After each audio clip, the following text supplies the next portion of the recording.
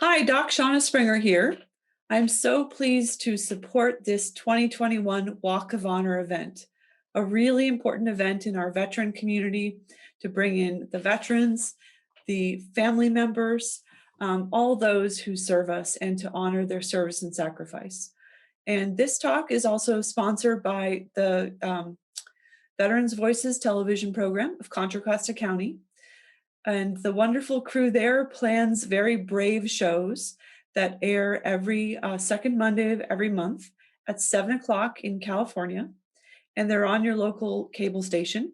But you can also call in and interact with us, ask us questions. It's a live monthly television program, and we'd love to see you on the show, either as participants or guests. We do a lot of different things with that. So for now, I really want to focus for this address on the impact of this year for all of us and to really give voice to that impact, because this year has been a prolonged year of trauma. And when I have a Vietnam combat veteran tell me that he's been in combat in the jungles of Vietnam, but has never really had a trauma like this or seen a time like this when the whole world just shut down for a long period of time and everybody was affected in such deep and profound ways. I remember that kind of a comment. And so I think, we've all been in this trauma together. And there have been so many painful things that we experience that other people may not notice or be aware of. For example, not being able to hug elderly parents or our grandchildren has been physically painful. Our arms are aching to hold them after a year of social distancing. Or losing the incidental contacts of people in our lives that we might run into at a coffee shop or out while we're shopping, just have a spontaneous conversation that we didn't plan. Those kinds of social contacts are also gone.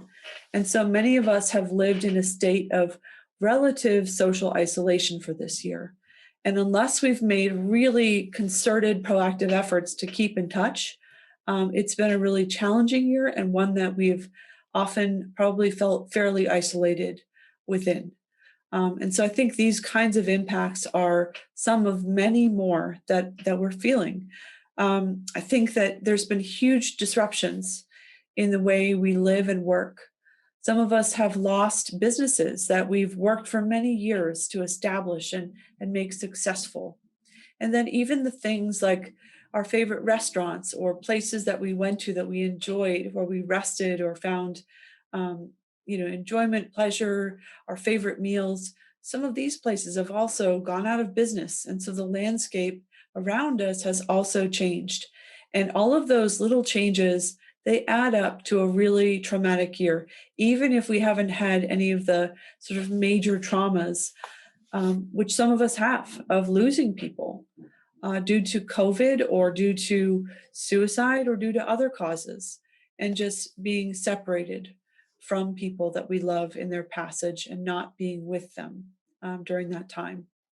So I wanted to give voice to these things and to acknowledge that while this has impacted all of us across society, it has had a special impact on many in the warfighter and veteran community, because the nature of these traumas has echoed some of the traumas that people have experienced before.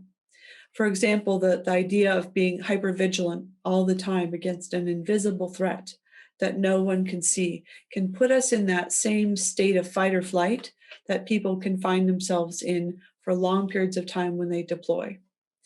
The physical comfort of bunkering in and just, denying ourselves the ability to go out and socially connect the ways that we would like to can also echo past traumas.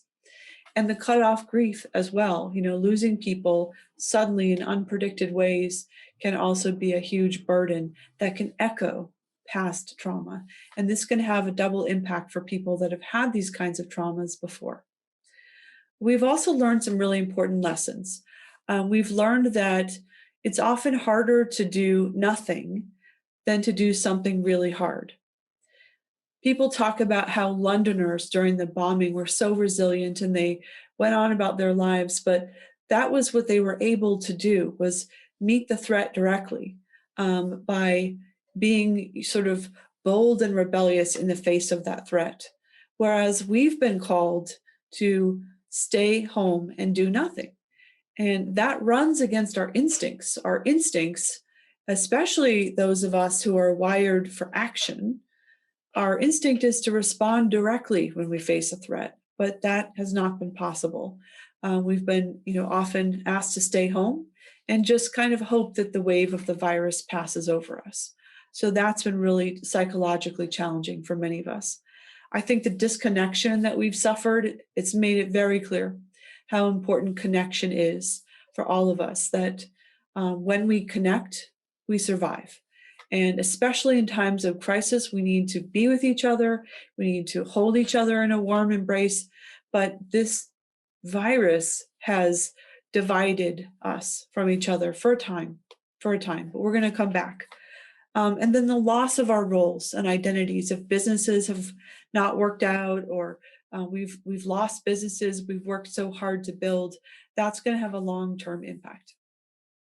I would want to share that I think as we come out of this, we're going to have a time in our lives collectively together that we'll never forget.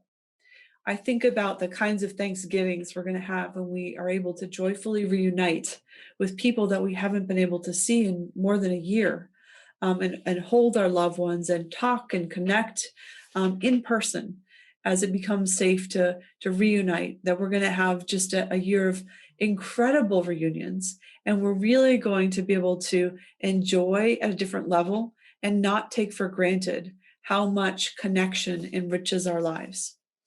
We have a very special community here with the veterans of Diablo Valley, the Vietnam veterans of Diablo Valley, all of the things that the Diablo Valley Veterans Foundation is doing to improve the lives of veterans and the lives of everyone in our community.